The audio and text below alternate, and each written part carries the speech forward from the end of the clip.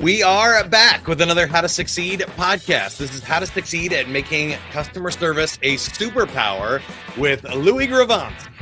He is a longtime Walt Disney Company employee, over 25 years, where he was in the Disney Institute in Orlando, Florida.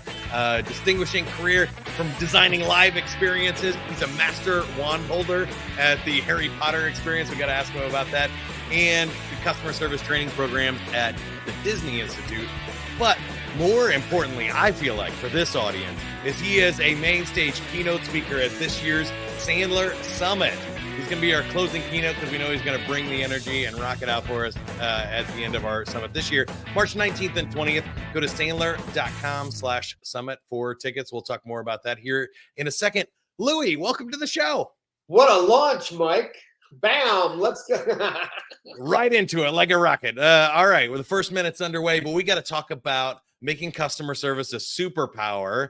This is the title of your book you wrote. So maybe tell us how you got there and what the superpower part means to you. Yes, the title of the book is Service is a Superpower, Lessons Learned in a Magic Kingdom. And hopefully this will help people learn these principles easier than I did.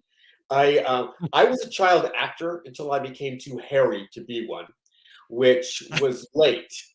I like to say that I played 15-year-olds for 15 years, and that is almost no exaggeration. But Mike, this prepares you for nothing afterwards. And so I found myself as a 25-year-old has-been, no money, nothing. And I became a waiter. Now, usually somebody is a waiter and then they get on TV. My life plan, of course, Mike, was to be on television for 12 years and then go serve steak at a huge, massive steak and seafood restaurant in Los Angeles. And this is where I grew up. And this is where I learned. This is where I learned when you exceeded the expectations of a guest or client, it felt you had the ability to feel exactly like when you exceeded the expectations of an audience. That adrenaline was behavior. And this is where I learned that service was not just performative, it was transformative. And this is what I want people to know. Other people that don't have a traditional educational path to a career us are rebuilding, rethinking, reshaping ourselves through service. And I want people to know that when you deliver service, you don't lose anything. An investment of yourself is an investment in yourself. And every time we exceed the expectations of a customer, we build a strength that we might not be able to see. And the same is when you bring out the best in a coworker, when you allow them, when you inspire them to be better, you get better simultaneously. Yeah. You're never not in the transaction. Well, I love that for several reasons already. Number one, I feel that same way. It's about being present. Whenever I'm doing one of these podcasts or on stage or doing some sort of customer service, you have to be live in the moment. It's like a flow state that you just jump into, right? When we're tackling this sort of improv situation, because a lot of times with customer service issues or sales calls, like, you can't script that out. We've tried here at Sandler, but the problem is the buyer doesn't have their part of the script. Okay, so I just want to say that you use the word improv and script, which brings me, I have 6 principles of creating wow moments. The first one you just nailed, which is there's no business but show business. All service is performative on some level. And like you just said, you talked. One of the other 6 keys is the client, when possible, should have most of the dialogue in the scene. And you use the word improv, and this is exactly what we do in service. Now, I've worked with some really wonderful improv people. That's what I did at Disney for the first few years, as I was an improv comic. And let me tell you something. That's what we are doing in sales and service all the time. Think about it. When you hit a home run with a client, when you make a point that you know has really connected, you catalog that. That goes in what we call your bag of tricks. Now, when somebody used to watch, say, Robin Williams, and you're astounded at what they're doing. What you need to know is the art of improv is not necessarily saying something you've never said, but making it appear that you've said something you've never said. 65% of what used to come out of Robin Williams' mouth was tooled and had come out of his mouth many times. 35% of it was free fly. And then what he would do is exactly what you do in business. When it works, you catalog and keep it. And you know what that does? It brings me, you lead me to all the points, Mike. It helps you create the illusion of spontaneity. Think about it. Great service, because think about the things you have to say over and over and over again. Just like when you check into a hotel at Disney, there's nothing unusual happening, but yet they're creating the illusion of spontaneity. Can I tell you a really funny way they do it? Yes, please. Okay, so people show up at these parks early in the morning. There's high intensity, high excitement, high expense. There's lots of Yeah. all right. So they show up and they park in one of these massive lots. They go into the park. They spend 12 hours and come out and realize they have no idea where they parked their car. And then somebody in what we would call these little pargos, these little almost like golf carts, except they're elongated. You'll see one come down one of the parking rows. You flag them down. And they'll always say this: "Can you help us? We don't know where we're in a white rental." This is what they say. Right. There's 10,000 cars. So then this is what the attendant will do. The attendant will start to ask a series of innocuous questions, seemingly innocuous. "Hey, did you have fun today? Did you meet Mickey? Did you have breakfast? What was your favorite ride? Did you see the parade?" What they're doing is they're isolating and identifying what time you got there. Because a high school kid in 1957 came up with a grid they are still using today that shows them where they parked the cars in 10-minute increments. Now, the attendant could just say, "Hey, I got a chart. If you tell me what time you got here, I'll take you right to your car." But that would destroy the illusion of spontaneity that is created. And you create all the time when you help to create the illusion that you're coming to a conclusion or a solution with a client that's unique. Yeah, I love that so much, Louie. You reminded me of two other things so far, and we'll have to get back to the regularly scheduled podcast questions here in a second. But I'm enjoying the spontaneity, and I'm excited to hear what you're going to do at the Sandler Summit, because I know you're going to bring the energy and fun and magic for us in Orlando. So the two things are, one, I was on the radio in my 20s, and we called it sort of the theater of the imagination, because you can't see what's actually going on in radio. So if we have sound effects, you think it's actually happening. Or if we pre-record something, you don't know whether it's pre-recorded or not. Right. And so I don't want to ruin radio for everybody, but the easy magic thing is requests. If you call in and request a song, the programmer scheduled out the whole week already. We already have all the songs in order, but we can record your request and then save it until that song comes up in the order, and then say, "Hey, can I hear Justin Timberlake?" And we say, "Sure." And we play the request and the song at the same time.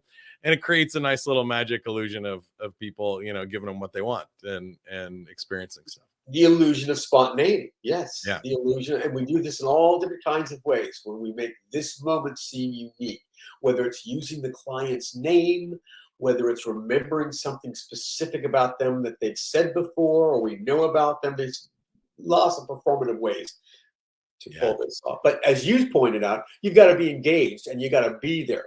I used to do, again, for first years at Disney, I used to do this country western comedy show.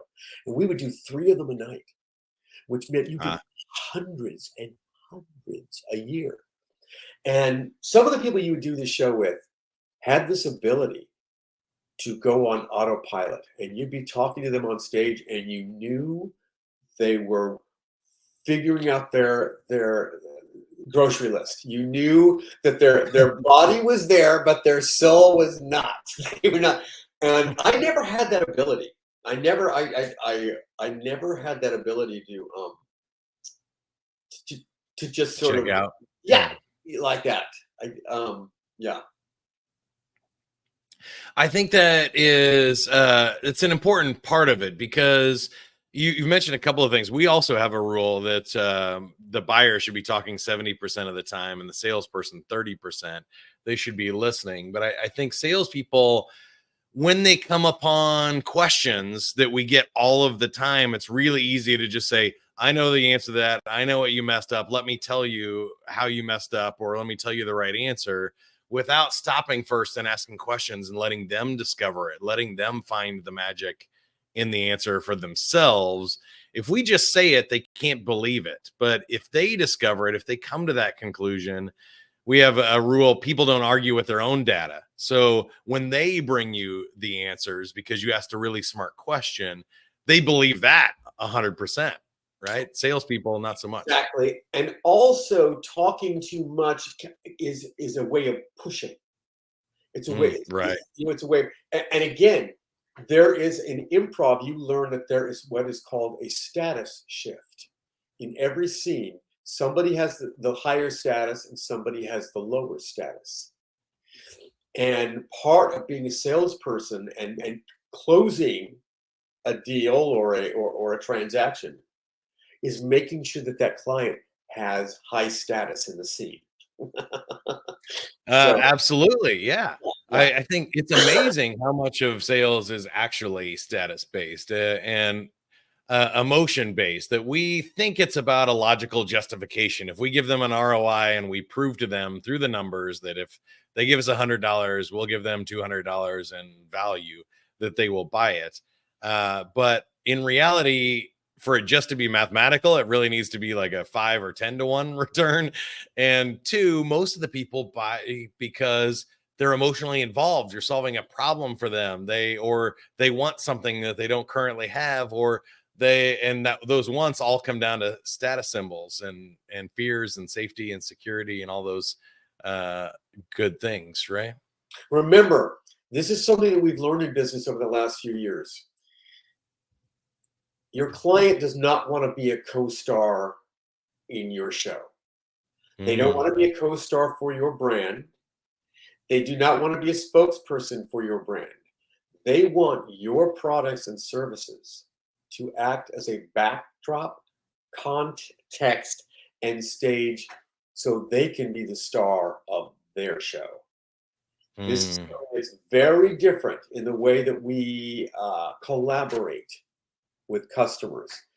In the old days, somebody wanted to be a part of the Pepsi generation, or they wanted to be a part of the Disney family, or they wanted to be identified by the brands they used. And now those brands and service, everyone's a personal publisher. Everyone has their own YouTube channel, or they've got their own, they've got their Facebook page, they've got their Instagram page. So they think of themselves as the center of their story, their narrative. We use this word narrative all the time, but it's true now. People see themselves as the hero archetype. And they, and this is helpful if you're trying to train employees. You have to realize that it's not enough, and they know this at Disney now. It's not enough to just do it for the memory of Walt anymore. We learned when I was there, we had to learn how to articulate what is in this for you. What is it? Okay, yeah, it's great that you do this for our shareholders, our stakeholders, the guests, but ultimately, what is in this? What is the power you're going to get? How do we articulate that as you make us strong, you're going to get stronger, whether you're going to continue to work for us or not? And at Disney, many people moved on to many of us moved on to other careers, or we moved on to other industries or other huge corporations. But we took with us what we were willing to give. We took with us what we were willing to give, because what you give stays with you forever. Yeah. You know what I'm saying? Yeah, it's how we build. I do, and I want to ask you a specific question, because I feel like we should get to a little bit of like technique and the how of this. You've already given us a lot of tips of how to create these spontaneous moments or those questions that we're asking and other things. But I want to ask you specifically, because you designed experiences and training programs for some of these things that you're intentionally creating magic before you get there. It's not the improv. So do you do that through customer interviews, through design, like even finding out their why that you were just talking about and what's in it for them? What's the easiest or best way to do that? Okay, so you walk into the Disney University. Now, the Disney Institute handles business programs, but when you start your first day at Disney, you walk into the Disney University for 8 hours. You walk into that building, you are going to hear music that you have probably heard when you were a kid or a high school person, or at some point. There's some point of memory. You're going to walk in and you're going to see, oh, look, there is a slightly dismantled Pirate of the Caribbean in the corner. I remember that ride. Look, there's a teacup over there. I'm walking down the hall and they're playing clips from Wonderful World of Disney when I was a kid. Oh, look, there's a clip of my favorite movie over there. Oh, I'm walking down this hallway and I'm seeing the original scale model of the Magic Kingdom. So as you're entering the building through sights and sounds and even smells, we're engaging what the brand meant to you as a kid. We're inviting you to remember we would remind you. Sometimes I still use the language as if I still work there. We would remind you of what this brand has meant to you. And now you are going to be delivering this message, this family, this brand, the same way that Mickey does when they see them. In fact, even more.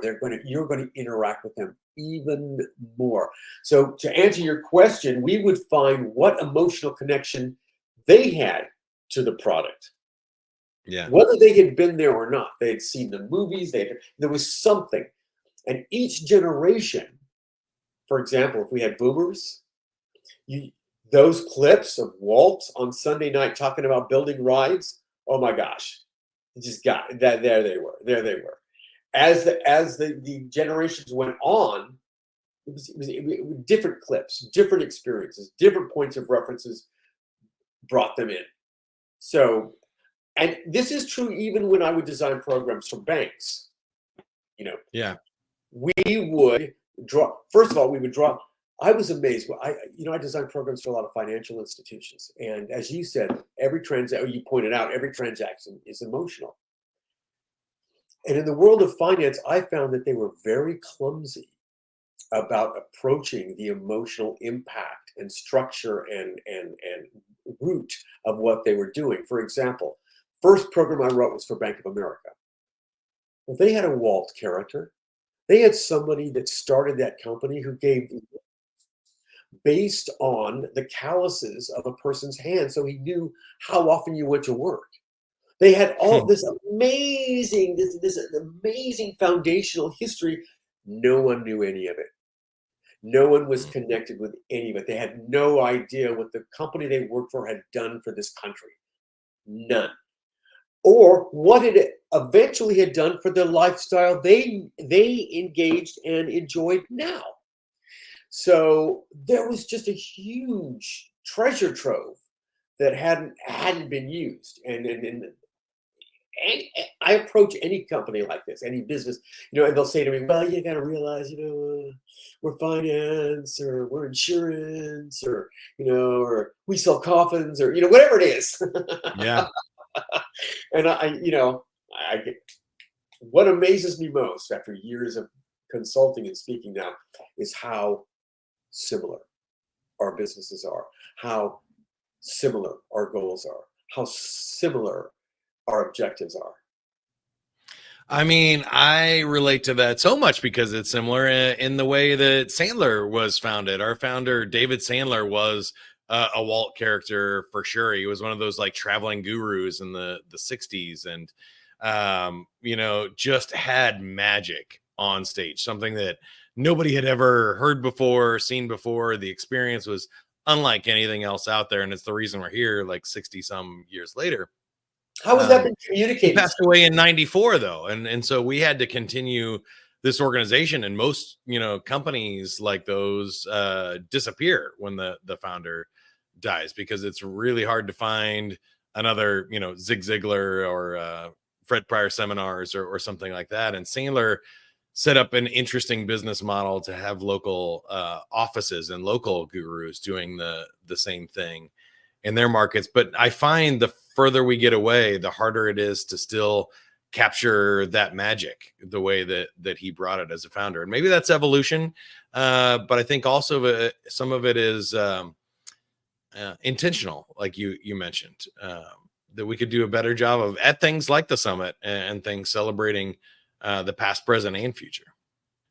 Well, I wonder when the last time any single member of your team has gone home and thought of the profound difference they have made on anyone's life, or thought to themselves that somebody is living a better, more prosperous, and safer lifestyle because of an effort they made that they haven't bothered to consider. Yeah. Ever. I mean, I think about it a lot. This is what you feel like you and I are kindred spirits here. But I was thinking about it this morning. People have used the sales training questions we have to a guy saved his wife's life by using the questions. They use the questions to prevent human trafficking in Lesotho, Africa. People make their $1 million sale, their life-changing sale, and retire and move and get to see their kids and things because they sold their company or they helped a company grow, or really just the thousands of people every year that just get to keep their job or stay in business. We're impacting over 50,000 lives directly, but their families outside of that is huge. That's a lot to put your arms around. That's a lot.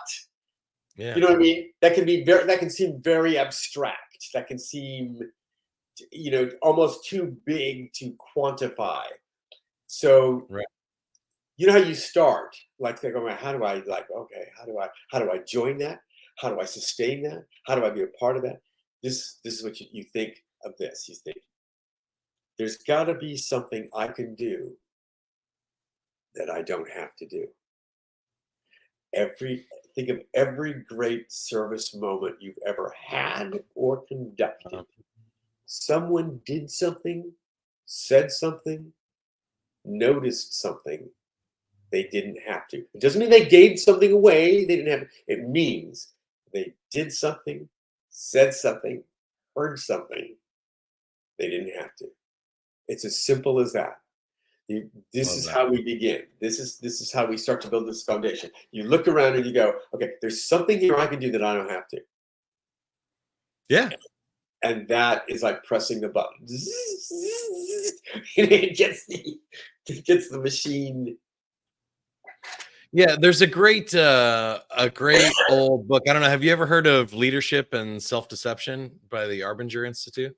Yeah, but I don't know it. I do, so I would not be articulate. Yeah. They talk about this as like a prompting in your brain that if you lean into it and you do that thing you don't have to, you build the relationships, you build trust, you have real experiences. When you deny that, it becomes like a self-betrayal. And this is getting a little weird with the language, but that's what they call it, where you then have to justifying to yourself why you're more important and you shouldn't have done that thing for that person, right? Wow. Like if I didn't go out of my way for that person, that means I now have to tell myself a story that what I was going to do was more important than helping that person. So I love what you're talking about, because when you hear that prompting, when you do something you didn't have to for somebody else, you don't have to make up the story. You're now telling yourself a story that person is important. They're as valuable as I am. And the story changes everything else around it. Mm-hmm. So the individual actions don't matter as much as the story that person is going to tell themselves or their friends or their customers and Google reviews. And the story you're going to tell yourself about, are you put upon? Are they trying to steal from you? Are you giving too much? I'm busy, I'm important. And that's the important story that you're spreading about your company rather than the story of your customers. It's really an interesting concept. You sort of reminded me of one of my other 7 concepts here, which is that to remember, well, 2 things. We never know where these clients have just come from. We don't know where they're going. We make all kinds of assumptions based on clues, but we don't really know. So all we have really is this this now, like one frame of a movie. We only get one frame of the movie. we only get one frame of the movie. And something to remember is you don't have to like them to delight them. This is something we're clumsy about talking about as well. But you don't have to like them to delight them. And we need to talk about the fact that we are going to encounter disagreeable forces that could make us inclined to put down all these other tools because we've handed them the conclusion of the transaction already. So, because think about now, we've all done this. We've all done this where somebody's walked through the door because we're professionals, and part of being a professional is looking for clues, listening, looking. Okay. And they walk in, and based on past experiences, we go, oh, yeah. I've met you. I know who you are, and I know what you want. And occasionally, we don't know any of that. We don't know any of that because like we talked about, we haven't stopped to listen. We haven't worried about that moment of spontaneity. We haven't all these things working. But it's important. You don't have to like them to delight them. And know right off the bat that you are going to deal with, work with, and sell to people that you're not going to like. Yeah, I think there's a difference, and as professionals, we can treat everybody with respect, regardless of whether they choose to work with us or not, or treat us with respect that way, and still give people. I think of it as a good show. I think of it the same way you do. That the audience is coming to see us. Those buyers are coming to see us. The prospects are calling us and meeting with us for a reason.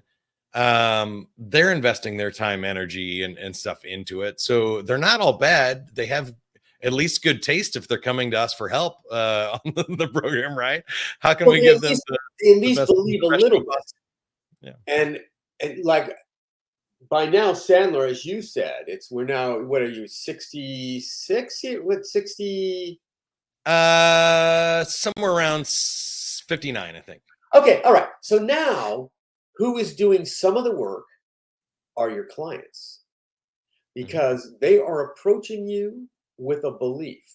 They are approaching you with an expectation. When somebody walks up to a custodial person in Fantasyland, they do part of the work by bringing their Disneyfication to their brand awareness, their brand experience to the transaction. So they approach this custodial person in Fantasyland anticipating a Disneyfied experience, thus looking for it. And customers, clients, buyers will always find what they're looking for. This is important to remember. They will always find what they're looking for. So, for example, as you know, I work here, I got it in my hand. I work with the Harry Potter wand experience. Okay. There you go. I was going to ask you about that. I almost forgot. And putting that whole thing together. And I didn't know not very much about Harry Potter at all. I mean, I had to like figure this out. I had to like read those books. Okay, so here's the deal. I see, for your listeners that don't know, first of all, there's a scene in the movie and in the book, they work precisely where the kids get their magic wand, and the way they get their magic wand in Harry Potter is they go to a shop where the wand chooses them.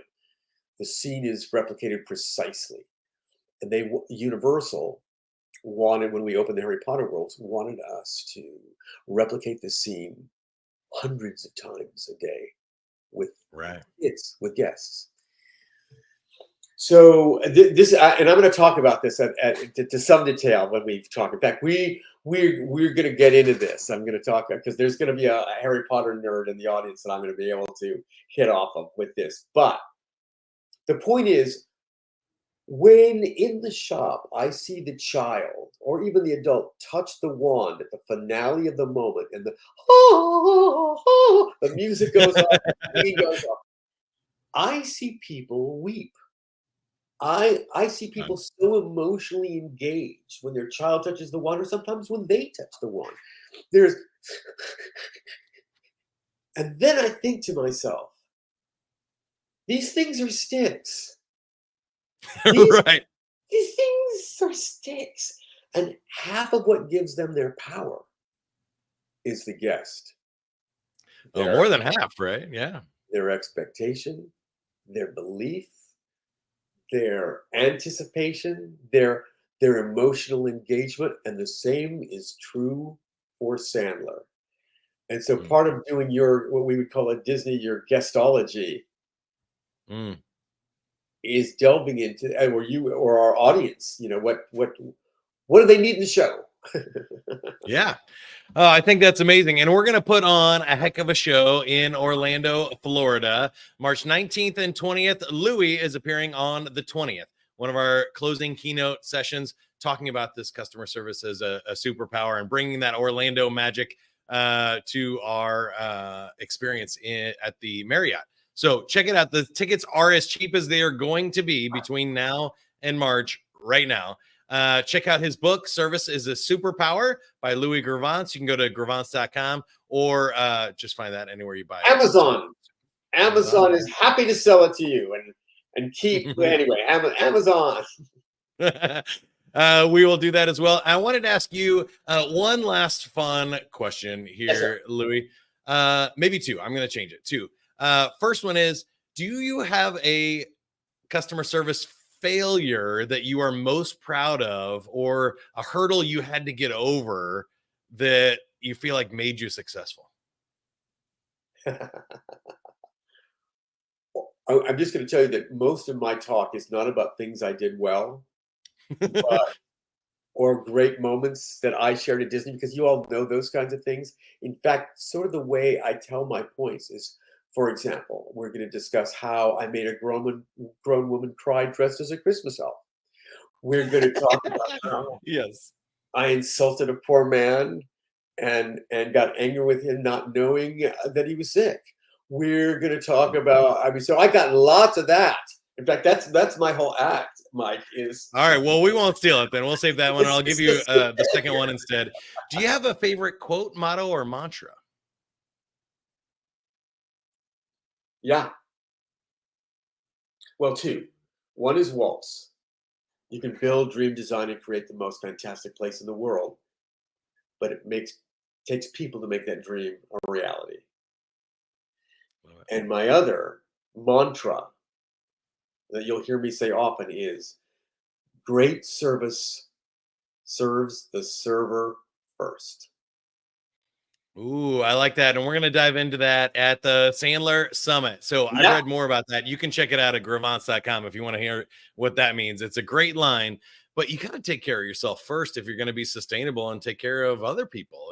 And it should delight everybody throughout the experience and the organization. So we'll learn more about that at Orlando. Go to sandler.com/summit for more information. Again, gravance.com. Links. There you are. How to Succeed podcast is brought to you by Sandler, the worldwide leader in sales management and customer service training with over 200 locations. And it's copyrighted by Sandler Systems, LLC. Until next time, good luck, good selling, everybody. Bye.